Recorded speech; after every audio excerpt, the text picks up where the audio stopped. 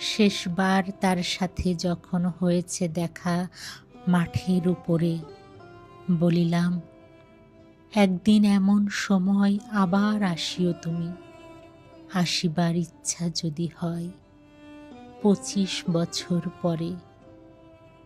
এই বলে ফিরে আমি আসিলাম ঘরে।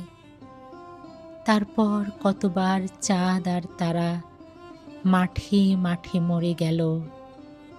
ইঁদুর পেঁচারা জ্যোৎস্নায় ধানক্ষেত খুঁজে এলো গেল। চোখ বুজে কতবার ডানে আর বায়ে পড়িল ঘুমায়ে কত কেউ। রহিলাম জেগে আমি একা।